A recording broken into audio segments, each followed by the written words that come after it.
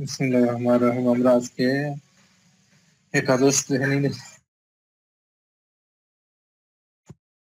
পদার্থবিজ্ঞান দ্বিতীয় পত্রের তাপগতিবিদ্যা, দ্বিতীয় পত্রের প্রথম অধ্যায় তাপগতিবিদ্যার মানে থার্মোডাইনামিক্স নিয়ে পড়বো আজকে। আচ্ছা, আমরা থার্মোডাইনামিক্স সহজেই বুঝবো। এই জিনিসটা অনেক কঠিন লাগে, আসলে এই জিনিসটা সহজ, বুঝতে সহজ। মানে তাপমাত্রা যা আমার দৈনন্দিন জীবনে কাজে লাগে, কিভাবে তাপমাত্রা মেজারমেন্ট করে এগুলো আমার, বা তাপমাত্রার প্রথম সূত্র দ্বিতীয় সূত্র এগুলো পড়বো। একেবারে সহজ জিনিস। আমরা শুরু করলাম। প্রথম হলো কি তাপ, মানে তাপ তাপ তাপ এক প্রকার শক্তি।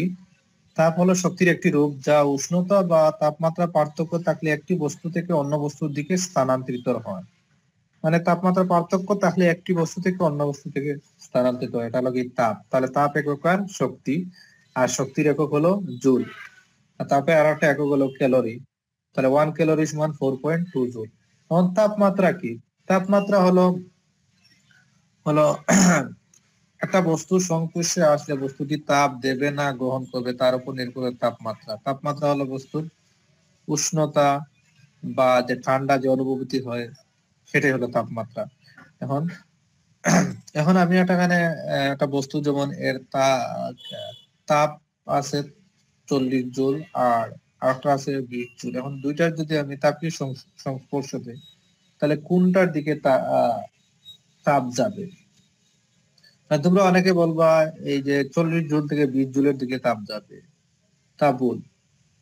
এখানে কি তাপের উপর নির্ভর করে না, তাপের উপর নির্ভর করে না। এই যে দিকটা তাপের উপর নির্ভর করে না, নির্ভর করবে কার উপর? তাপের উপর নির্ভর করে না। নির্ভর করে কার উপর? তাপমাত্রার উপর। তাপমাত্রা হলো বস্তুর তাপীয় অবস্থা, যা একটা বস্তুকে তাপ দিবে কি না নিবে। তাহলে এখানে তাপমাত্রা কার বেশি? যেমন 25 ডিগ্রি সেলসিয়াস, বি বস্তুর তাপমাত্রা বেশি আর এ বস্তুর তাপমাত্রা, তাহলে বি থেকে এর দিকে কি তাপের আদান প্রদান হবে? বি থেকে এর দিকে তাপের আদান প্রদান হবে। যখন আদান প্রদান হয়ে দুইটা সমান হয়ে যাবে, ঠিক আছে, এটারও কি হয়ে যাবে 20 ডিগ্রি, এটারও যদি 20 ডিগ্রি, এটারও যদি 20 ডিগ্রি হয়ে যায়, এটা 40 জুল যদি হয়, আর এটা কত 20 জুল। যখন সমান হয়ে যাবে তখন কি হবে? আর কোনো তাপের আদান প্রদান হবে না, তাপের আদান প্রদান। তাহলে তাপমাত্রা হলো কি, যারা বস্তু তাপ গ্রহণ করবে কি না করবে তার উপর নির্ভর করে। এখন তাপমাত্রা, যে বস্তুর তাপের আদান প্রদান কিসের উপর নির্ভর করে? তাপমাত্রার উপর নির্ভর করে। এই জিনিসটা আমরা বুঝবো এরকম। দেখো, মনে করে এই একটা পাত্র, এই পাত্রটি কি আছে, এই পর্যন্ত পানি ভর্তি আছে। এবং এ একটা পাত্র, আর এটা এই পাত্র হলো বি একটা পাত্র। এখন এই পাত্রে যদি আমি এখানে কি লাগাই দিই, এ একটা পাত্র বি একটা পাত্র, এই পাত্রে যদি আমি মাঝখানে একটা স্ক্রু লাগাই দিই, মানে একটা বাল্ব লাগাই দিই, এরপর যদি বাল্ব খুলে দেই, তাহলে কোন পাত্রের দিকে পানি যাবে? নিশ্চয়ই এ থেকে বি এর দিকে পানি যাবে। কারণ কি? এর উচ্চতা বেশি, উঁচু স্থান থেকে নিচু স্থানের দিকে পানি গড়াইয়া যাবে। আমরা তো জানি উঁচু স্থান থেকে নিচু স্থানের দিকে পানি গড়াইয়া যাবে। কিন্তু দেখো, এখানে পানির পরিমাণ কম, এখানে পানির পরিমাণ বেশি, এরপরও কি কম পানির থেকে বেশি পানির দিকে যাচ্ছে। এটা কিসের কারণে যাচ্ছে? এটা কি বিভব পার্থক্যের কারণে। আমরা জানি যে বিভব তো বুঝো, যে পানির বিভব শক্তি আমরা 9-10 পড়ছি। তাহলে এখানে পানির বিভব শক্তি বেশি, এই কারণে কি এখানে কি যাচ্ছে, এ থেকে বির দিকে পানি যাচ্ছে। ঠিক তেমনি এখানে কিন্তু তাপের পরিমাণ বেশি, এখানে তাপের পরিমাণ কম, কিন্তু এখানে কি তাপমাত্রার পরিমাণ বেশি। এখানে তাপের পরিমাণ কম, কিন্তু এখানে তাপমাত্রা বেশি, এখানে তাপমাত্রা কম। তাহলে আমরা জানি উচ্চ তাপমাত্রা থেকে নিম্ন তাপমাত্রার দিকে তাপটা কি হবে? স্থানান্তর হবে। এই কিসের মতো? পানির মতো। তাহলে আমি আবার বলি, মনে করো একটা পাত্র, ছোট পাত্র আছে, আর একটা বড় পাত্র, বড় পাত্র, বড় পাত্র, বড় পাত্র মনে করো এ একটা পাত্র, আর একটা বি পাত্র। এখানে যদি পানি যদি থাকে, এখানে যদি পানি, আমি এখানে নিচে একটা ট্যাপ দিয়ে বন্ধ করে দিলাম, আর এখানে এই পর্যন্ত পানি থাকলো, ঠিক আছে, এই পর্যন্ত পানি। তাহলে তোমরা বলো কোন দিকে পানি আসবে?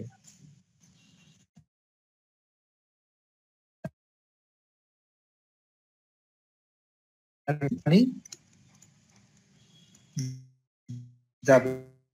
স্বাভাবিক যে কেউ বলতে পারেন কি এখানে এটা বেশি, এখানে পানির উচ্চতা কম, তাহলে কি বেশি উচ্চতা থেকে কম উচ্চতার দিকে পানি যাবে।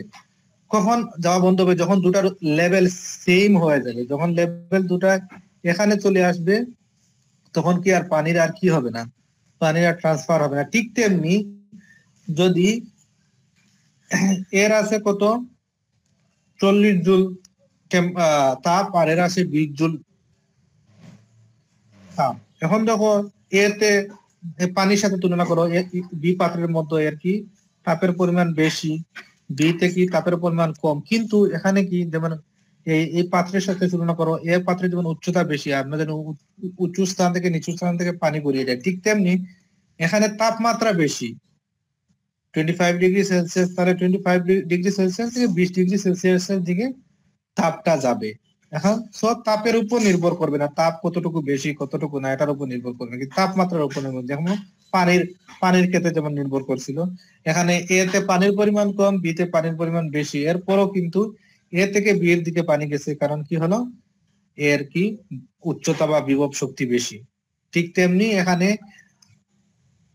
এ আর বি এর সংযোগ দিলে 40 জুল থেকে 20 জুলের দিকে টেম্পারেচার যাবে, তাপ যাবে না, তাপ যাবে কি বি থেকে এর দিকে, কারণ কি হলো বি এর তাপমাত্রা পার্থক্য বেশি, আমরা জানি তাপমাত্রা পার্থক্য বেশি থেকে কমের দিকে যায়।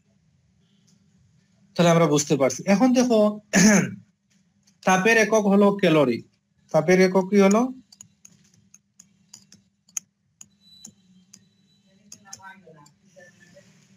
ক্যালোরি, তাহলে 1 ক্যালোরি সমান কত 4.2 জুল। তাপ এক প্রকার শক্তি, তাহলে শক্তির একক জুল, 1 ক্যালোরি সমান 4.2 জুল। এখন তোমার পরীক্ষাতে আসলো 1 জুল সমান কত ক্যালোরি, 1 জুল সমান, আমরা জিনিসটা একটু পেস্ট লেগে যায়, 1 জুল সমান কত ক্যালোরি, ঠিক আছে। এখন যদি 10 জুলও বলে আমরা বের করতে পারবো 10 জুল সমান কত ক্যালোরি, ঠিক আছে, এটাও বের করতে পারবো। কিভাবে দেখো, আমরা ঐকিক নিয়ম আনবো, আমরা 1 ক্যালোরি সমান 4.2 জুল, তো এটা তো জানি, এটা একটা যেমন 1 কিলোমিটার যেমন 1000 মিটার, ঠিক তেমনি 1 ক্যালোরি সমান 4.2 জুল। এখন আমি ক্যালোরি বের করবো, ঠিক আছে, ঐকিক নিয়ম দিয়ে বের করবো। ঐকিক নিয়মের ক্ষেত্রে কি হয়, আমরা যেটা বের করতে চাই সেটা ডান সাইডে দেই, 4.2 জুল সমান কত 1 ক্যালোরি, 4.2 সমান 1 ক্যালোরি ঐকিক নিয়মের ক্ষেত্রে আমরা যেটা বের করতে চাই এটা। এখন 1 জুল সমান কত, আমি 1 জুল সমান কত হবে, আমরা জানি কি 1 মানে কম, কমের ক্ষেত্রে কি হয় ভাগ হয়, ভাগের আমরা ঐকিক নিয়মের ক্ষেত্রে কম হলে কি হয় ভাগ দিতে হয়, তাহলে কি হয় 1.4.2 ক্যালোরি। এখন দেখো এটা যদি আমি ক্যালকুলেটরে নেই, তাহলে আমি ক্যালকুলেটরে নিলে আসতেছে কত 0.238 ক্যালোরি, 1 জুল সমান কি এত ক্যালোরি। তাহলে আমরা এই সম্পর্কতে, এখন যদি আমি 10 জুলের কথা বলি, 10 জুল, আমি যদি 10 জুলের কথা বলি, 1 জুলের কথা বললাম, এখন যদি 10 জুলের কথা বলি, তাহলে এর মতো 4.2 জুল সমান কত 1 ক্যালোরি, অতএব 1 জুল সমান কত 1/4.2, যেহেতু ভাগ হয় 1 হলে কম। এখন 10 জুল মানে 10 মানে বেশি, বেশি হলে কি হয় গুণ হয় 4.2 ইন্টু 10, তাহলে কি হবে ভাগ করলে কি হবে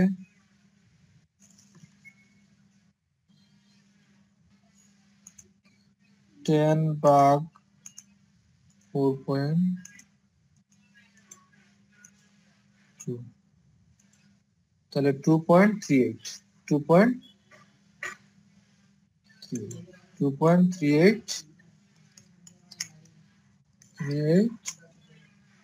ক্যালোরি, 2.28 ক্যালোরি, তাহলে 2.38 ক্যালোরি হইলো, ঠিক আছে।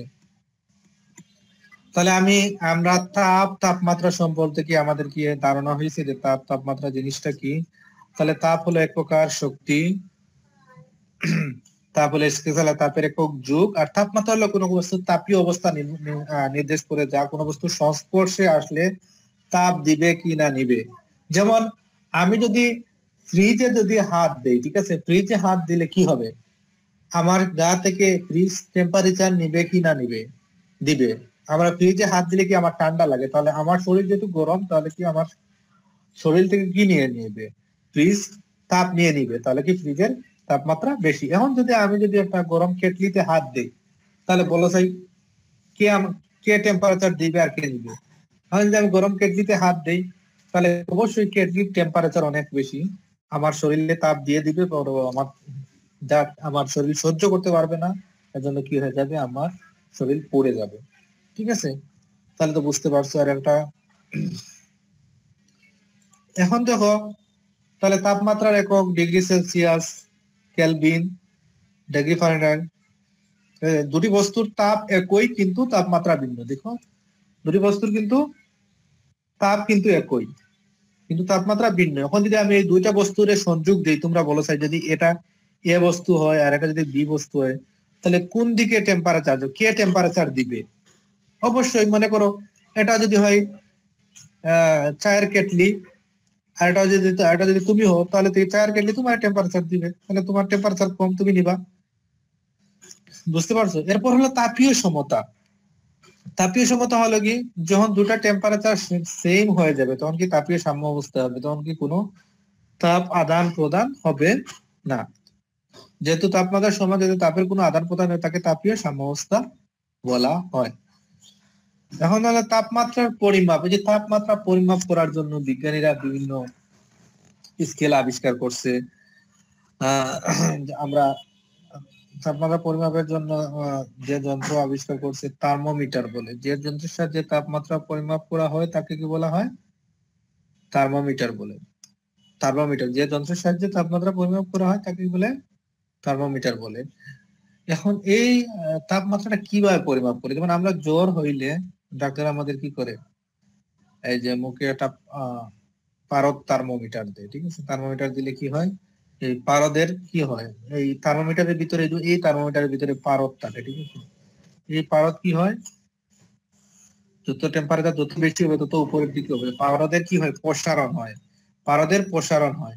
তাহলে এই যে পারদের এখানে কোন জিনিসটার ধর্মের উপর নির্ভর করে আমরা টেম্পারেচার নির্ণয় করতেছি, পারদের প্রসারণ উপরে, মানে পারদটা কি হচ্ছে, যেমন মনে করো এখানে পারদটা ছিল, পারদটা যেমন এই একটা থার্মোমিটার আমি পারদটা বসছি, এই পর্যন্ত পারদ আছে, এ থেকে বি বিন্দুতে, ঠিক আছে, এ থেকে বি বিন্দুতে সাপোজ মনে করো 20 ডিগ্রি সেলসিয়াস টেম্পারেচার। এখন যখন আমার বগলে দিল বা মুখে দিল, তখন কি হইলো, কি আমার টেম্পারেচারটা বেড়ে কি হইলো, এ থেকে বি থেকে বেড়ে কি হয়ে গেল, সি তে চলে গেল, সি তে টেম্পারেচার হইলো কি 110 ডিগ্রি সেলসিয়াস, ঠিক আছে। তাহলে তখন আমার শরীরের টেম্পারেচার দেখাবে 110 ডিগ্রি বা সামথিং, ঠিক আছে, 110 ডিগ্রি দেখাইলো। এখন এটা কিভাবে দেখাইলো, এটা হলো কি, এই যে পারদটা কি হবে, পারদটা উপরে উঠে যাবে, উপরে দাগ পর্যন্ত 110 ডিগ্রি পর্যন্ত উঠে যাবে এই পারদটা। তাহলে এখানে কি হলো, পারদের প্রসারণ হইলো, পারদটা কি হইলো, প্রসারিত হইলো।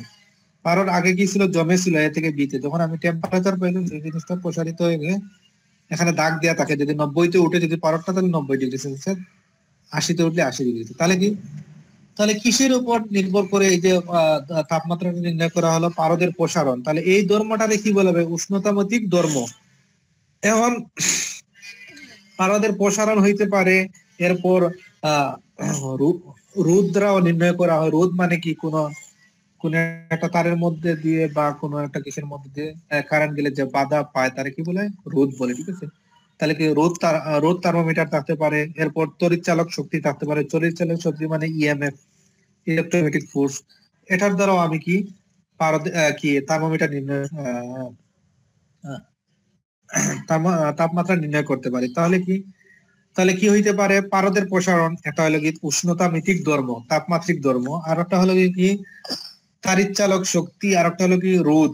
এগুলো হলো কি উষ্ণমাতিক ধর্ম। এখন তো হলো উষ্ণমাতিক পদার্থ, এবং কোন পদার্থ দ্বারা আমি এই থার্মোমিটারটা তৈরি করছি। থার্মোমিটার আমি তৈরি করলাম, মনে করো কি দিলাম, পারদ দ্বারা, তাহলে উষ্ণমাতিক পদার্থ হলো কি পারদ। এখন যদি আমি রোদ দ্বারা তৈরি করি, তাহলে উষ্ণমাতিক পদার্থ হলো কি রোদ।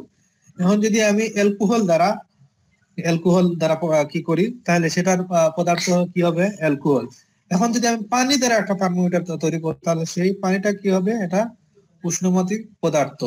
এখন যে কোনো জিনিস দিয়ে তুমি কি তৈরি করতে পারবা না, এই যে থার্মোমিটার। এখন তুমি বলতে পারো কেন? ঠিক আছে, থার্মোমিটার তৈরি করতে হলে কি, যে পদার্থ দ্বারা থার্মোমিটার তৈরি করে তার নিয়মিত পরিবর্তন হতে হবে। তার কি হতে হবে? তাহলে থার্মোমিটার তৈরি করতে হলে যে উষ্ণতামিতিক পদার্থটা হবে, উষ্ণতামিতিক পদার্থ, তার ধর্ম হতে হবে কি? তার ধর্ম হতে হবে নিয়মিত পরিবর্তন হবে, নিয়মিত পরিবর্তিত হতে হবে। এখন দেখো এখানে আমরা কি পাইলাম?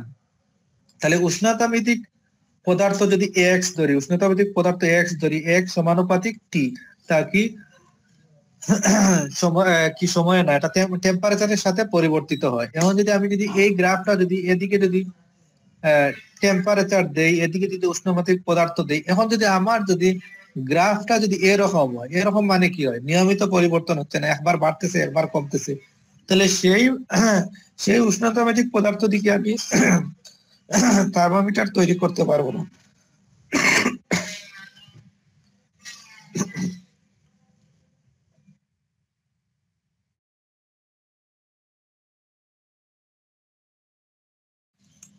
এখন যদি উষ্ণতামিতিক ধর্ম যদি নিয়মিত না পরিবর্তন না হয়, তাহলে কি আমি এই থার্মোমিটারে যে পদার্থটা উষ্ণতামিতিক পদার্থটা ইউজ করতে পারবো না। উষ্ণতামিতিক পরিবর্তন হতে হবে, নিয়মিত পরিবর্তন হতে হবে।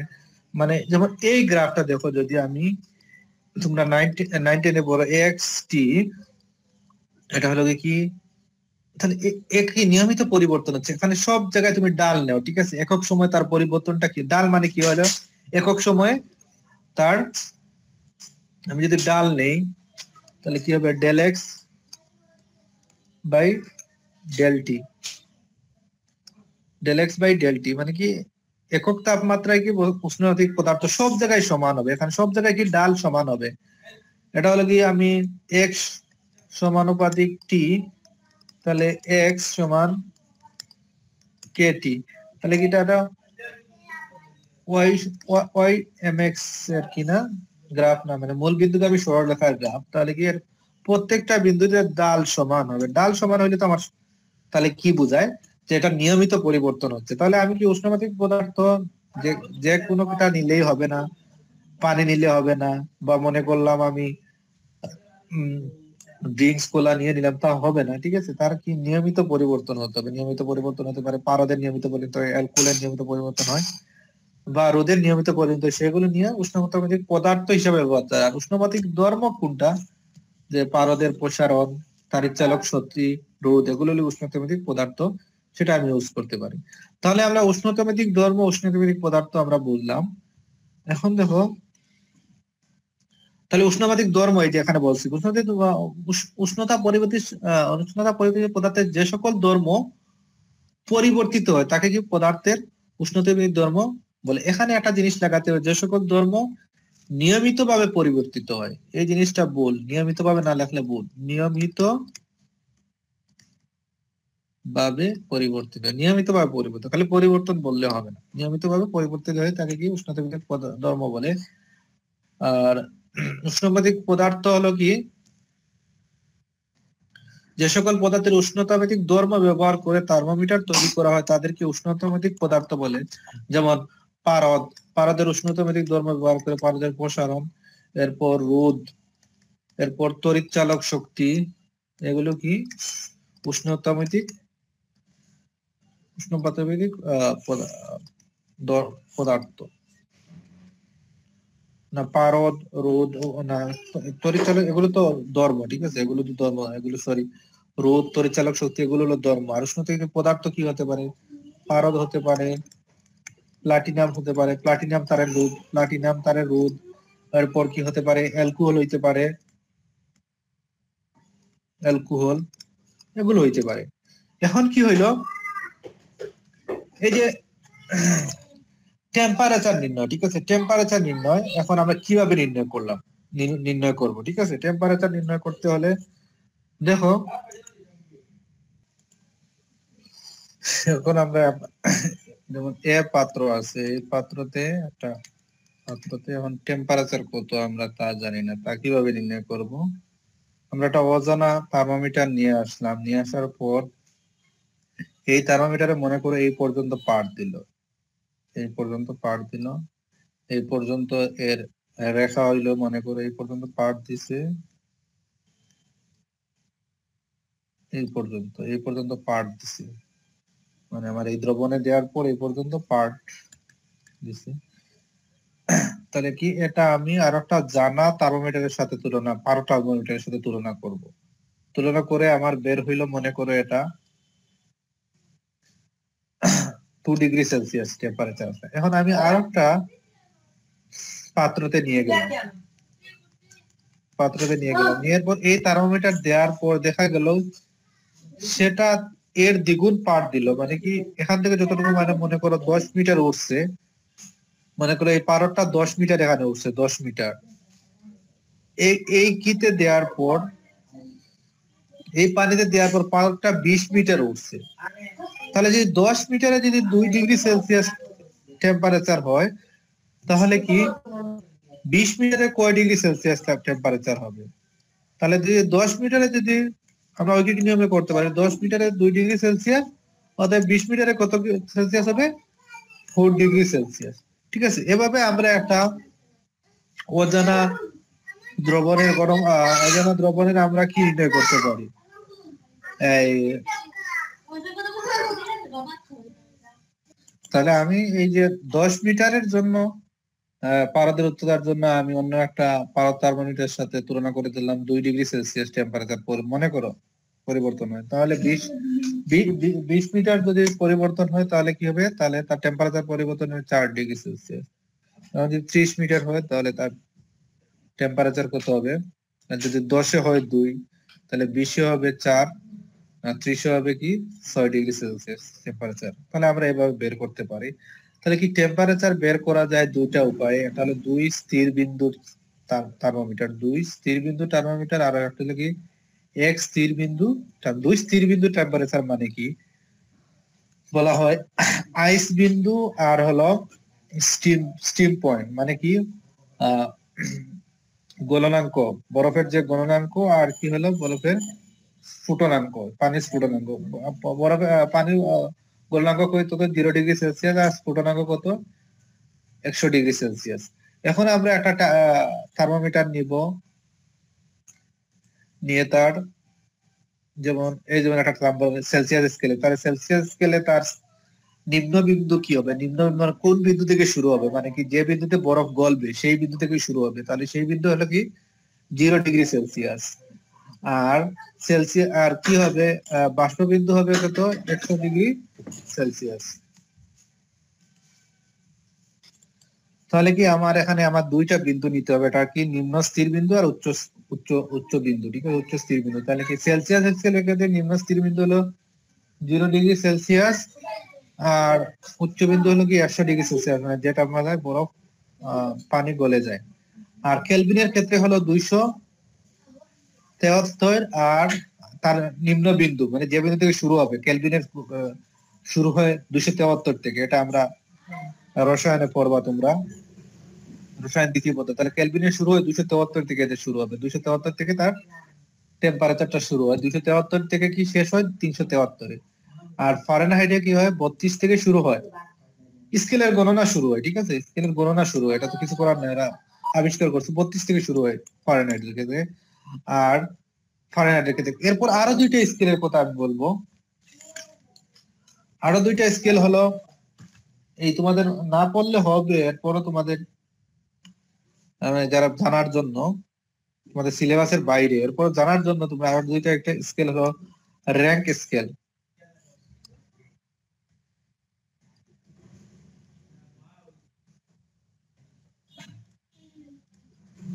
র্যাঙ্ক স্কেলের তাহলে র্যাঙ্ক স্কেলের নিম্নবিন্দু হলো কত? 491 6.67 আর উচ্চ বিন্দু হবে কত 671.67। এটা হলো কি র্যাঙ্ক স্কেলের ক্ষেত্রে, এটা মনে রাখবা ভালো জানার জন্য। এটা তোমাদের এই সিলেবাসে নাই, এরপর জানার জন্য মনে রাখবা র্যাঙ্ক স্কেল। আর একটা ছিল রোমার স্কেল। রোমার স্কেলের ক্ষেত্রে কি হবে, তার নিম্নবিন্দু হলো 0। রোমার স্কেলের ক্ষেত্রে নিম্নবিন্দু 0, মানে 0 থেকে শুরু হবে, আর উচ্চ বিন্দু হলো কত 80 থেকে শেষ হবে। তাহলে দেখো এখন আমরা এই যে তোমরা 9-10-এ পড়ছো যে সেলসিয়াস থেকে কেলভিনে পরিবর্তন, কেলভিনে থেকে ফারেনহাইটের পরিবর্তন, এই সূত্রটা মুখস্থ করছো, ঠিক আছে? সূত্রটা মুখস্থ করছো তোমরা। সূত্রটা মুখস্থ করতে হবে না, সূত্রটা বুঝতে হবে কিভাবে সূত্রটা আসলো। সূত্রটা একেবারে সহজ। কিভাবে সহজ দেখো, আমার যে অনুপাতটা আছে, যেমন আমি এটার আছে নিম্ন বিন্দু হলো 0°C আর উচ্চ বিন্দু হলো 100°C। এখন আমি সি বিন্দুতে প্রথমে জানি 0°C আর 100°C, মাঝখানে তো আমি জানি না। আমি সি বিন্দুতে নির্ণয় করতে চাচ্ছি। এটা আমি কিভাবে নির্ণয় করব?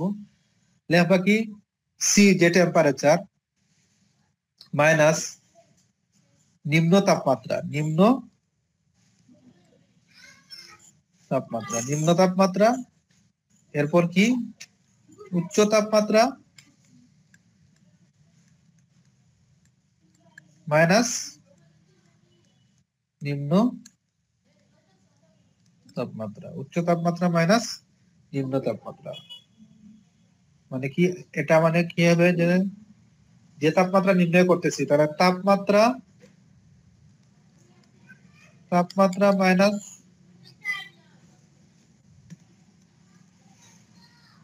নিম্ন তাপমাত্রা মাইনাস নিম্ন তাপমাত্রা, নিম্ন বিন্দু যে বিন্দু থেকে শুরু হবে। এরপর কি উচ্চ বিন্দু, উচ্চ তাপমাত্রা, উচ্চ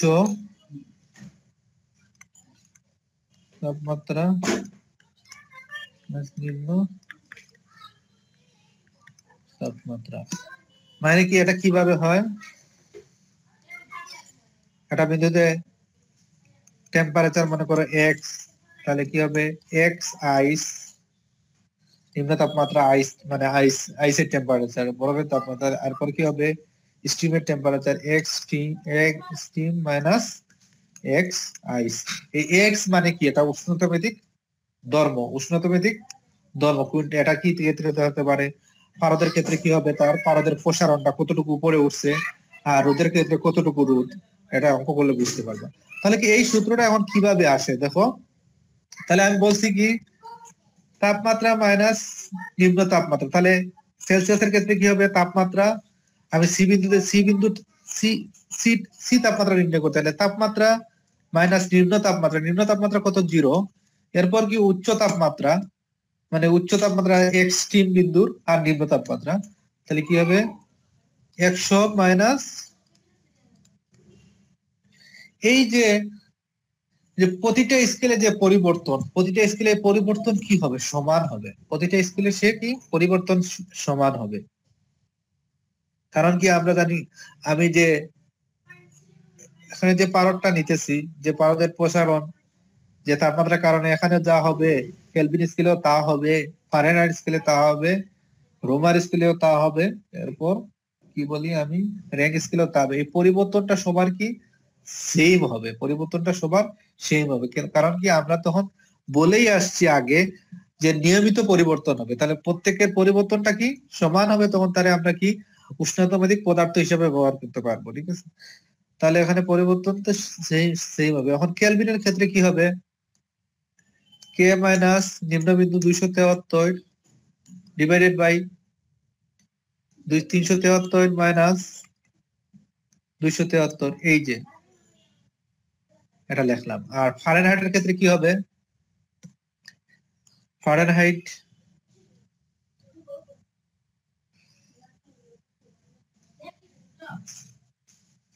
তাহলে আমরা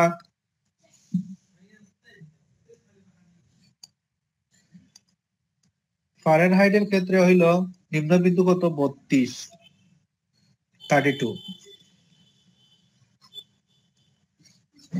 32 ফারেনহাইট, আর স্টিম পয়েন্ট কত 212 ডিগ্রি ফারেনহাইট। এখন আমি কি এই যে এফ বিন্দুতে টেম্পারেচার নির্ণয় করতে চাচ্ছি, যে এখানে আসলে টেম্পারেচারটা কত, তাহলে কি তাপমাত্রা মাইনাস কত 32 নিম্নবিন্দু, এরপর কি হলো 200 উচ্চবিন্দু মাইনাস নিম্নবিন্দু।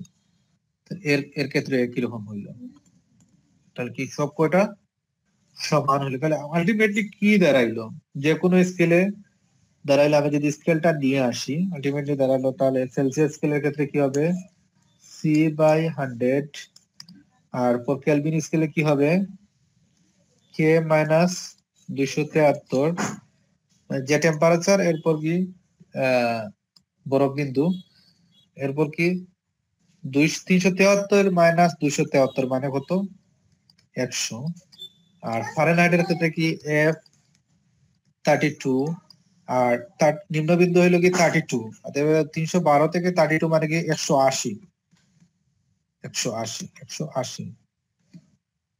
তুমি 180 ইজিক্যাল টু, এখন র্যাঙ্ক স্কেলের ক্ষেত্রে কি হবে, র্যাঙ্ক স্কেলের ক্ষেত্রে আমি যদি Rn ধরি,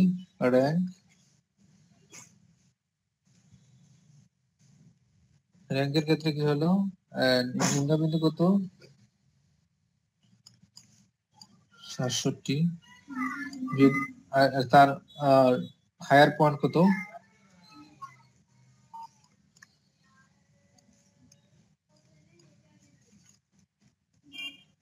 তাহলে এটা বিয়োগ দিলে তাহলে র্যাঙ্ক স্কেলের ক্ষেত্রে এই সমীকরণ বের হয়ে গেল। তাহলে কি আমরা এই সমীকরণ দিয়ে আমরা এখন, তাহলে কি আমার কি দাঁড়ালো, যে কোনো টেম্পারেচার আমি যদি নির্ণয় করতে চাই তাহলে কি হবে x i x steam point আর এক্স আই, এই ধর্ম দ্বারা কি আমি এই টেম্পারেচারটা বের করতে পারবো, এই উষ্ণমাত্রিক ধর্ম দ্বারা। এই যে এটা একটা সূত্র দাঁড়াইলো, এখানে সূত্র কি তোমরা বুঝতে পারছো? তাহলে এই সূত্রটা আমি আবার বলি, যে কোনো একটা স্কেল নিবা, নিয়ে আমি উষ্ণতামিতিক পদার্থ মনে হলে পারদ দিলাম, ঠিক আছে, পারদ এখানে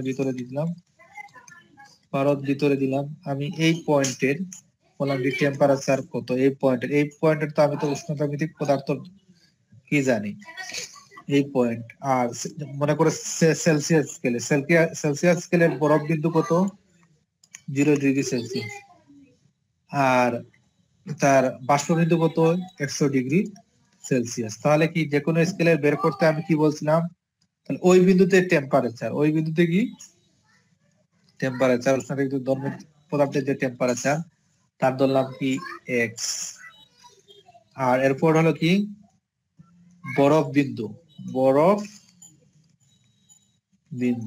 এরপর কি হলো কি স্টিম বিন্দু মানে বাষ্প বিন্দু মাইনাস বরফ বিন্দু। তাহলে কি দাঁড়ালো, বরফ বিন্দু কত সেলসিয়াস স্কেলে 0, আর স্টিম কত 100 মাইনাস 0, তাহলে কি দাঁড়াইলো সেলসিয়াসের ক্ষেত্রে দাঁড়ালো x/100, এক্স বাই কি সেলসিয়াসের ক্ষেত্রে দাঁড়ালো কি x/100 বা c/100 চার্জ দাও, তাহলে x/100 বা c/100 একই কথা। কেলভিনের ক্ষেত্রে এরকম বের করতে তোমরা পারবে ইনশাআল্লাহ। আমরা সামনে আগাই, ঠিক আছে। এখন দেখো, তাহলে আমার এই সূত্রটা বের হইলো, ঠিক আছে। এখন আমি টেম্পারেচার নির্ণয় করব। দেখো একটি বুল স্কেলের সেলসিয়াস স্কেলে, এই যে একটা বুল স্কেল দেওয়া আছে, এই যে মনে করো এটা যে কোনো স্কেল, এটা সেলসিয়াস স্কেলে প্রকাশ করতে হবে, এটা সেলসিয়াস স্কেলে, বা তোমার যদি কেলভিন স্কেলেও বলে তুমি কেলভিন স্কেলেও প্রকাশ করতে পারবা। এটা কিভাবে নির্ণয় করবা, আমরা যে কোনো স্কেলের ক্ষেত্রে কি পাইছি, সেলসিয়াস স্কেলের ক্ষেত্রে কি পাইছি,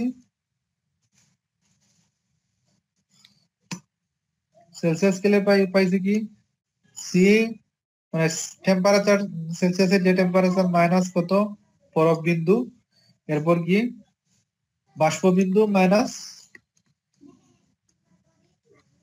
তাহলে কি দাঁড়াইলো C/100।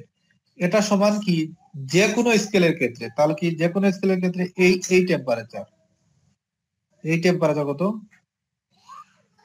40, এই টেম্পারেচার, তার কি বরফ বিন্দু কত, মানে নিম্ন বিন্দু কত -5, তার স্টিম পয়েন্ট কত 95, আর বরফ বিন্দু কত 5, তাহলে কত 3/35, 90। এখন দেখো আমি কি করলে, ক্যালকুলেশন করলে তাহলে কি আসবে 38.88, কারণ তাহলে কি এই স্কেলে যে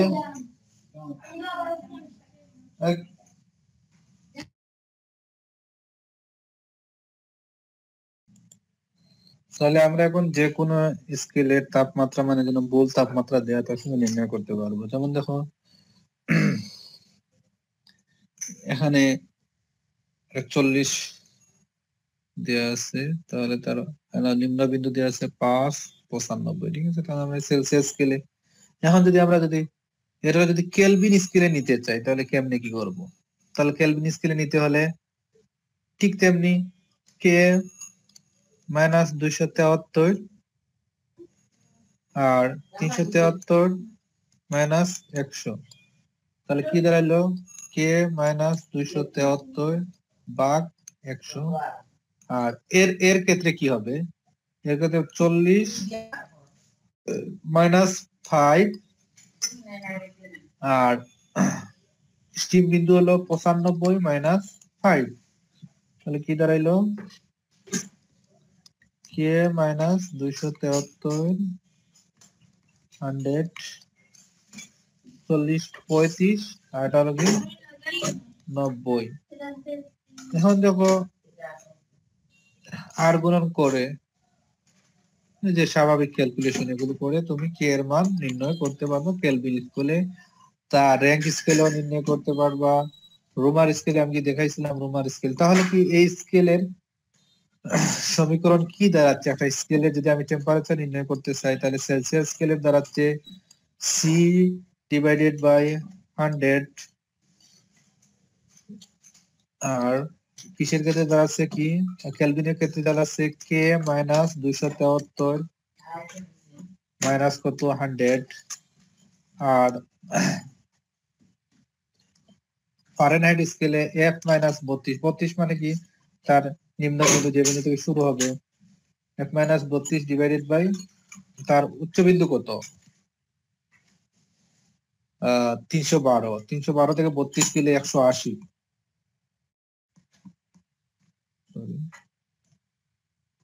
312 গেলে 180 হয়, ঠিক আছে। তার উচ্চ বিন্দু 212, ফারেনহাইটের 212 স্টিম পয়েন্ট, তাহলে কত হলো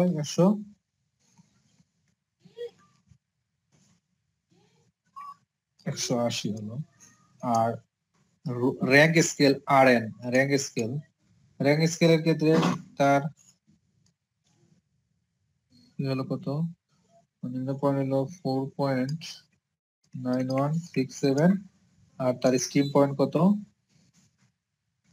671 বাই 67, 491, 67 এটা বাদ দাও, এরপর এটা ইজিক্যাল টু আর একটা ইজিক্যাল টু কি হলো রোমার স্কেলের আর দ্বারা প্রকাশ করলাম তার নিম্নবন্ধী কত 0 থেকে শুরু হয় রোমার স্কেল, তার শেষে কি হবে 100 - 0। তাহলে টোটাল আমার ইকুয়েশনটা দাঁড়ালো যে কোনো স্কেলের ক্ষেত্রে C/100, এই সূত্রটা এটা লিখে নিবা তোমরা, তোমাদের বইতে শুধু 3টা স্কেলের দেওয়া আছে, আমি এখানে 5টা স্কেলে করে দিলাম, তোমাদের অ্যাডমিশনের ক্ষেত্রে উপকারী হবে। তাহলে RN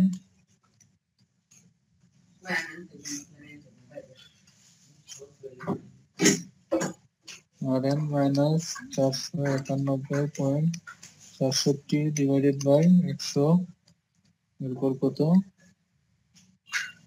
আর 100, তাহলে যে কোনো স্কেল এক্স টি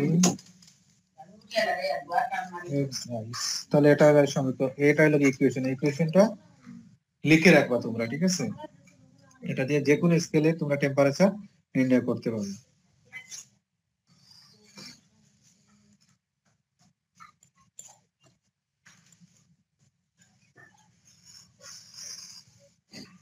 তাহলে আমরা দুইটা স্থির বিন্দুর মাধ্যমে কি টেম্পারেচার নির্ণয় করলাম। দুইটা স্থির বিন্দু কি কি স্থির বিন্দু হইলো কি, একটা হলো কি আইস বিন্দু, আইস পয়েন্ট মানে বরফ বিন্দু, আর একটা বাষ্প বিন্দু। এখন আমরা কি একটা স্থির বিন্দুর মাধ্যমে টেম্পারেচার নির্ণয়, একটা স্থির বিন্দু মাধ্যমে টেম্পারেচার নির্ণয় করা যায়। একটা স্থির বিন্দুর মধ্যে আমরা টেম্পারেচার নির্ণয় করি। একটা স্থির বিন্দুর মধ্যে টেম্পারেচার নির্ণয় করতে হলে আমরা পানির ত্রৈত বিন্দু মধ্যে আনতে হবে। পানির ত্রৈত বিন্দু, ত্রৈত পানির ত্রৈত বিন্দু মানে কি? ত্রৈত বিন্দু মানে, ত্রৈত মানে তিন, তিন বিন্দু। তিন বিন্দু মানে কি পানি তিন অবস্থায় নির্ণয় করবে। যে টেম্পারেচার পানি বরফ মানে কঠিন, তরল, বাষ্প, তিনটা অবস্থায় থাকবে, ঠিক আছে? এটা থাকতে পারে, সমস্যা নেই। বরফ, পানি, বাষ্প, তিনটা টেম্পারেচার, তিনটা অবস্থায় থাকবে, তখন সেই টেম্পারেচারটাকে বলে পানির ত্রৈত বিন্দু টেম্পারেচার বলে। পানির ত্রৈত বিন্দুর টেম্পারেচার হলো 273.16 কেলভিন। 273.16 কেলভিন, এটা সেলসিয়াস স্কেলে নিলে কত হয়? 0°C। আর চাপ হলো কি কত? 4.58 মিলিমিটার। তাহলে এই তাপমাত্রা চাপে বরফ, পানি, বাষ্প তাপীয় সাম্যাবস্থায় থাকে। বরফ, তরল, বাষ্প তাপীয় সাম্যাবস্থায় থাকে, এর কোনো পরিবর্তন, মানে তিনটা অবস্থায় থাকে। এখন দেখো আমরা তাহলে তাপমাত্রা সমানুপাতিক উষ্ণতামিতিক ধর্ম আমরা পড়ছি, মানে তাপমাত্রা উষ্ণতামিতিক ধর্মের সাথে পরিবর্তন হয় সমানুপাতিক। তাহলে টি সমানুপাতিক উষ্ণতামিতিক ধর্ম, টি সমানুপাতিক উষ্ণতামিতিক ধর্ম মানে তাপমাত্রা যত পরিবর্তন হবে উষ্ণতামিতিক পদার্থের মানে তত পরিবর্তন, তত উপরে উঠবে। সমানুপাতিক, আমরা নিয়মিত পরিবর্তন না হলে সেটা উষ্ণতামিতিক পদার্থ হিসেবে ব্যবহার করতে পারবো না। তাহলে এরপর সমানুপাতিক চিহ্ন তুলতে হলে সমানুপাতিক ধ্রুবক দিতে হয়, আমরা জানি। তাহলে কে সমান টি বাই এক্স, তাহলে এটা আমরা জানতে পারলাম। তাহলে দেখো এখন এখন পানির দ্বৈত বিন্দুর ক্ষেত্রে, মানে পানির দ্বৈত বিন্দুর ক্ষেত্রে টেম্পারেচার কি হবে পানির দ্বৈত বিন্দুর ক্ষেত্রে, ঠিক আছে? তাহলে পানির দ্বৈত বিন্দুর ক্ষেত্রে মনে করো পানির দ্বৈত বিন্দুর টি টি টি আর দ্বারা প্রকাশ করা হয় সমানুপাতিক এক্স টি আর। তাহলে তার দ্বৈত বিন্দুর একটা উষ্ণতামিতিক ধর্ম হবে। তাহলে কি দাঁড়ালো? তাহলে পানি দ্বৈত বিন্দুর টেম্পারেচার টি R x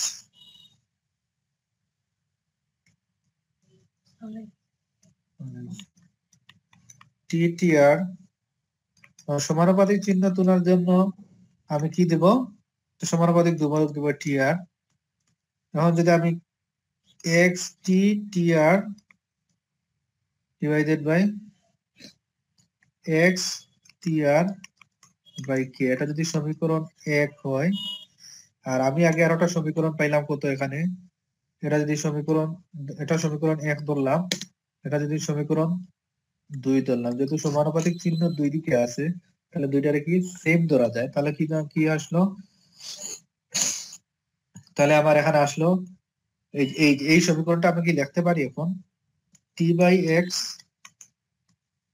T T T R x T R, এই সমীকরণটা আমরা লিখতে পারি মানে দ্বৈত বিন্দুর থিটা ইকুয়েশন। এখন যদি আমি টি বের করতে চাই তাহলে টি এক্স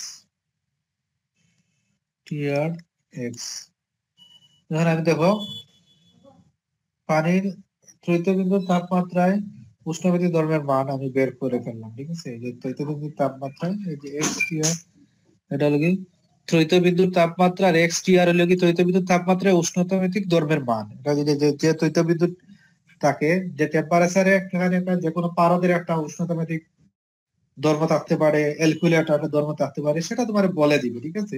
সেই অনুযায়ী তুমি এর টেম্পারেচার নির্ণয় করতে পারবে। তাহলে ইকুয়েশনটা কি তোমরা কি বুঝতে পারছো? ইকুয়েশনটা যদি আমি আবার লিখি, আমি আবার যদি একটু বর্ণনা করি, তাহলে যে কোনো টেম্পারেচার পরিবর্তন তার কি উষ্ণতাভিত্তিক পদার্থের সমানুপাতিক, তাহলে টি সমানুপাতিক এক্স, যে সমানুপাতিক ধ্রুবক চিহ্ন দিয়ে সমানুপাতিক ধ্রুবক দিতে হয়, তাহলে টি বাই এক্স বাই কে। এখন আমি ত্রৈত বিন্দুর ক্ষেত্রে বের করি। ত্রৈত বিন্দুর ক্ষেত্রে টি আর টেম্পারেচার, এর টি আর দ্বারা প্রকাশ করা হয়। সমানুপাতিক কি, সেও কি ত্রৈত বিন্দুর উষ্ণতাভিত্তিক পদার্থের কি সমানুপাতিক হবে। তাহলে সেখানে কি আসলো, যে ধ্রুবকটা আসবে টি T R x T R, এই একটা ইকুয়েশন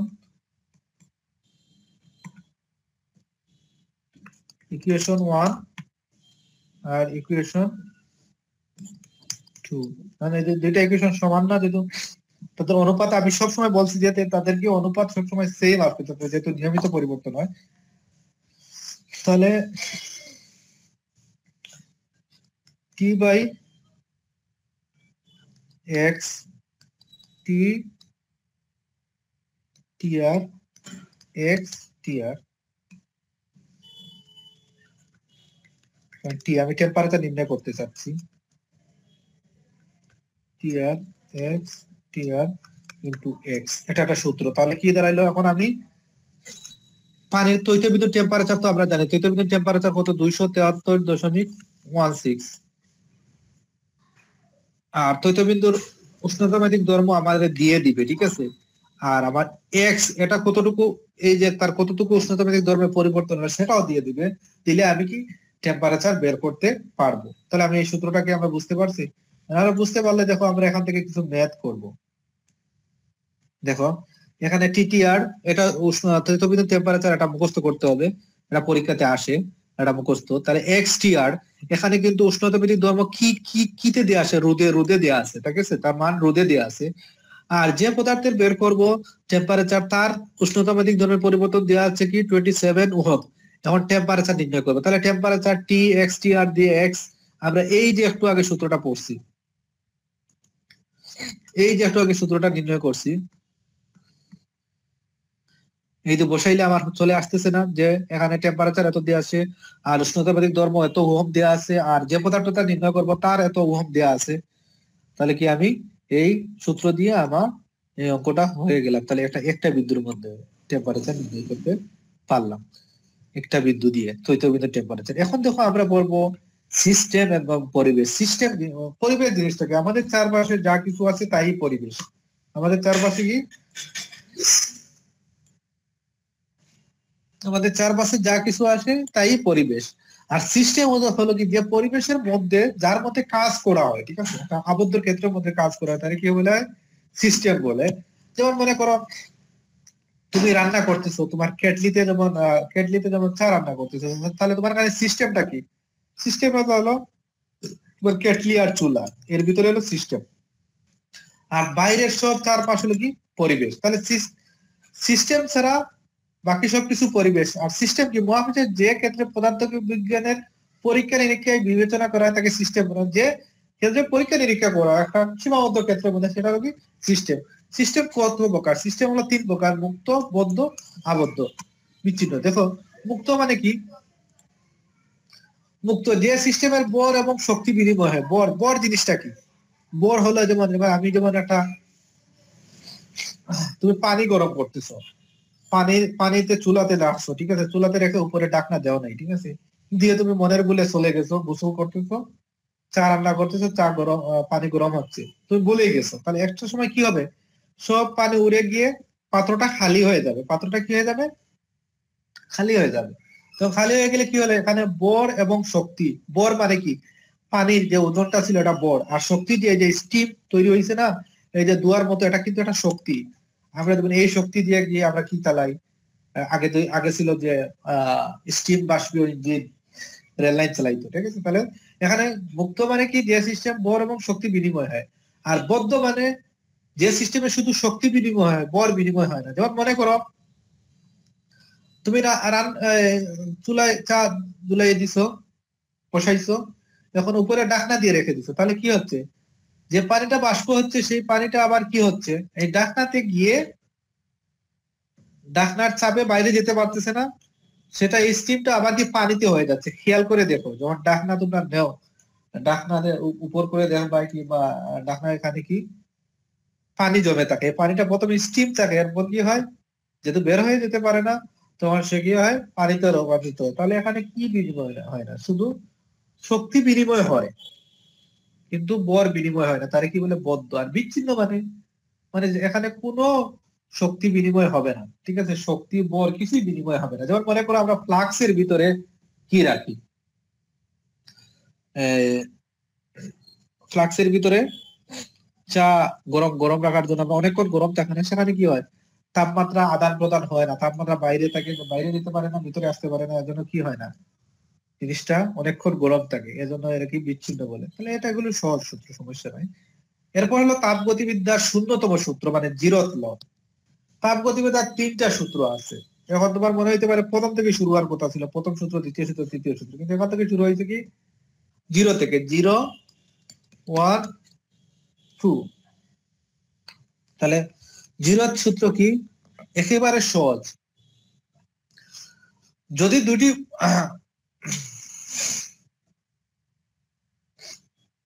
মনে করো এখানে একটা বস্তু আছে, মনে হয় তোমরা তিনজন বান্ধব, রহিম, করিম, আর ও এখানে হইলো কি, শফিক। এরা কি করলো, রহিম করিমের এক হাত ধরলো, করিম শফিকের এক হাত ধরলো, ঠিক আছে। ধরার পর কি হলো, তারা এক সময় কি হয়ে গেল, একই টেম্পারেচারে চলে আসলো, মানে তাদের শরীরের টেম্পারেচার, সবার টেম্পারেচার প্রায় একই, আমাদের মানব দেহ টেম্পারেচার ধরলাম এদের ভিন্ন ছিল, এখন তারা কি একই টেম্পারেচারে চলে আসবে, ঠিক আছে। এখন তারা কি এখানে সাম্য অবস্থায় হয়ে গেছে। এখানে কি, মনে করো প্রথমে রহিমের টেম্পারেচার বেশি ছিল, সে এখানে গেছিল, করিমের টেম্পারেচার বেশি ছিল, সে এখানে গেছে, গিয়ার সময় কি হয়ে গেল, তাদের সবার টেম্পারেচার সমান হয়ে গেছে, সমান হয়ে গেছে। তাহলে কি রহিম কি করিমকে কোনো টেম্পারেচার দিবে, বা করিম রহিমকে কোনো টেম্পারেচার দিবে, দিবে না। তারা কি সাম্য অবস্থায়, সাম্য অবস্থায় মানে কি, তারা কোনো তাপের আদান প্রদান করবে না, করিম শফিকের সাথে তাপের কোনো আদান প্রদান করবে না, তখন বলে তাপীয় সাম্যাবস্থা। এখন যদি দুইটা বস্তু তৃতীয় কোনো বস্তুর সাথে তাপীয় সাম্যাবস্থায় থাকে, তাহলে দুইটা বস্তু পরস্পরের মধ্যে সাম্যাবস্থায় থাকবে। এটা আমার সহজ জিনিস। এই জিনিসটা মানে কিভাবে, যদি আমি একটা উদাহরণ দিয়ে বুঝাই, যদি রহিমের মনে করো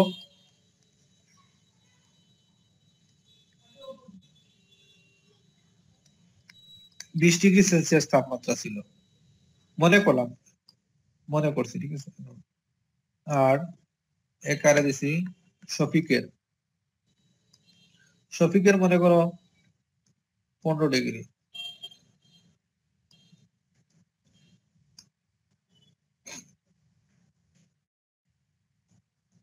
আর এর ছিল যেমন 18 ডিগ্রি। এখন যদি আমি যদি সংযোগ দেই, তাহলে কি হবে, সংযোগ দিলে কি, আর থেকে এস এর দিকে তাপমাত্রা যাবে, আর থেকে এস এর দিকে তাপমাত্রা যাবে। এরপর কি, এই করিম কে থেকে এস এর দিকে টেম্পারেচার যাবে। কখন টেম্পারেচার যাওয়া বন্ধ হয়ে যাবে, যখন টেম্পারেচার কি, তার হয়ে যাবে, এস এর হয়ে যাবে 20 ডিগ্রি সেলসিয়াস, এস এর হয়ে যাবে কি, এস এর হয়ে যাবে 20 ডিগ্রি সেলসিয়াস। মানে তিনটার যখন সমান হয়ে যাবে, যেমন এই দুইটার মধ্যে টেম্পারেচার কখন যাবে না, ঠিক আছে, কখন যাবে না, যখন কি আর এর টেম্পারেচার এবং এস এর টেম্পারেচার সমান হয়ে যাবে, আর এবং এস এর টেম্পারেচার, আর এবং এস এর টেম্পারেচার সমান। আর এই দুটার মধ্যে কখন টেম্পারেচার যাবে না, মানে এক সময় তো হাত দিলে তো যাওয়া আসা করে দুইটার তো সমান হয়ে যাবে, এর সময় কে, এখন দুইটা টেম্পারেচার যদি তারা সমান হয়ে যায়, এই দুইটা টেম্পারেচার যদি সমান হয়ে যায়, তাহলে কি এই দুইটার কি আলাদা ভাবেও সমান হবে। এটারে বলে হয় কি, তাপগতিবিদ্যার শূন্যতম সূত্র। এই শূন্যতম সূত্র দিয়ে কি হয়,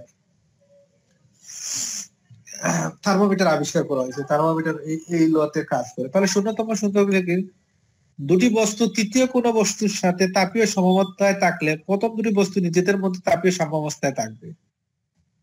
এই যে দুইটা বস্তু এই যে তৃতীয় কোন বস্তু 3 নম্বর বস্তুর সাথে যদি তাপীয় সমমতায় থাকে, যেমন এ আর সি বি আর সি যদি সমান হয়, এ আর সি সমান হয় বি আর সি সমান, তাহলে এ সমান বি হবে। এটা ম্যাথমেটিক্যাল দিয়ে বোঝানো যায়, ঠিক আছে। যদি এ আর সি সমান হয়, তাপীয় সমতায় থাকে, আর বি আর সি যদি সমান হয়, তাহলে এ আর বি সমান হবে। এটা ম্যাথমেটিক্যাল ভাবেও দেখা যায়, বাস্তব জগতেও তুমি কল্পনা করো, বাস্তব জগতেও দেখানো যায়, ঠিক আছে। বাস্তব জগতে মনে করো তোমার তোমার বান্ধবী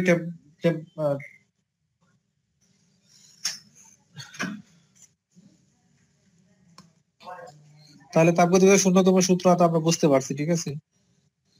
এখন দেখো তাপগতিবেগের শূন্যতম সূত্র হলো যদি দুটা বস্তু যদি তৃতীয় বস্তুর সাথে তাপীয় সমতায় থাকে, তাপীয় সমতা মানে কি, সমান তাপমাত্রা, এরে এরে তাপমাত্রা দিচ্ছে না, এরে এরে তাপমাত্রা দিচ্ছে না, তাহলে কি এরে এরে তাপমাত্রা দিচ্ছে না মানে কি তাপীয় সমতায়, তাহলে এর যদি 20 হয়, এর হবে 20।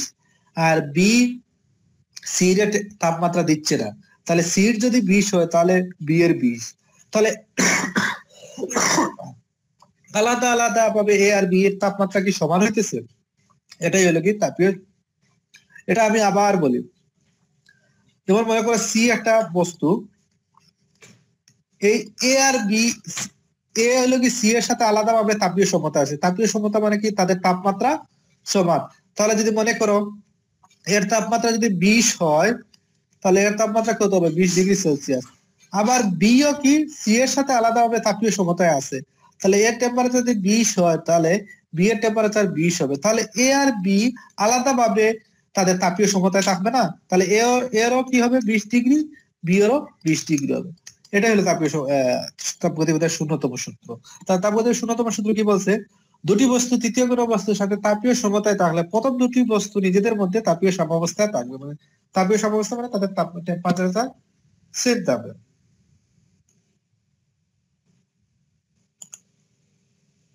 এখন দেখো আমরা আমরা তাপগতিবিদ্যার প্রথম সূত্র পড়বো। প্রথম সূত্র কি, যেমন দেখো তুমি রান্না করতেছো,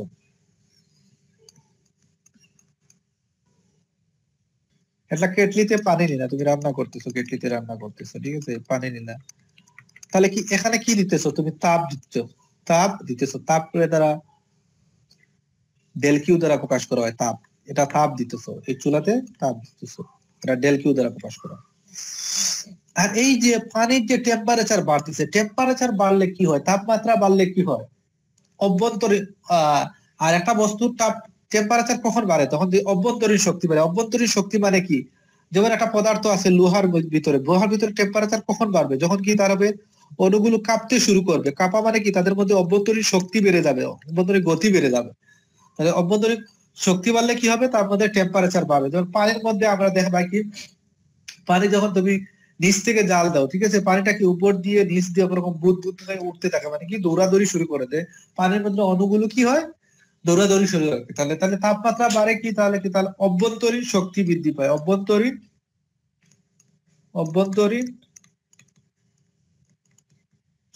অভ্যন্তরীণ শক্তিরে কি দ্বারা প্রকাশ করা হয়, del u, internal del u দ্বারা।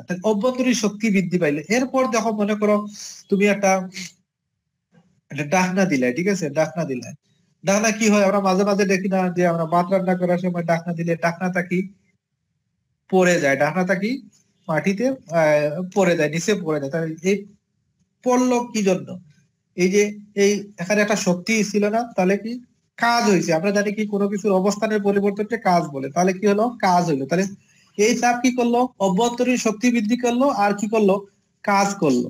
তাহলে কি, দেখো একটা আমরা এখন সূত্র মুখস্থ করবো না, জাস্ট বুঝবো, ঠিক আছে। তাহলে প্রথম সূত্র কি দাঁড়ালো, তাহলে আমি তাপ দিলাম, ডেল কিউ তাপ দিলাম, তাহলে তাপ দ্বারা কি হইলো, তাপটা কি করলো, তার অভ্যন্তরীণ শক্তি বৃদ্ধি করলো, অভ্যন্তরীণ শক্তিকে ডেল ইউ দ্বারা প্রকাশ করো প্লাস, এরপর কি করলো, অভ্যন্তরীণ শক্তি বৃদ্ধি করলো প্লাস কি কাজ করলো, কাজের কি দ্বারা প্রকাশ করা হয়, ডাব্লিউ দ্বারা প্রকাশ করে। তাহলে কি আমার সূত্র মুখস্থ করা লাগবে?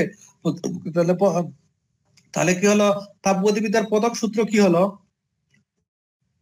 তাপ প্রয়োগ করলে বস্তুর কিন্তু অভ্যন্তরীণ শক্তি বৃদ্ধি এবং যদি কাজ সাধিত হয় তাহলে তাকে কি বলে, তাপগতিবিদ্যার প্রথম সূত্র বলে।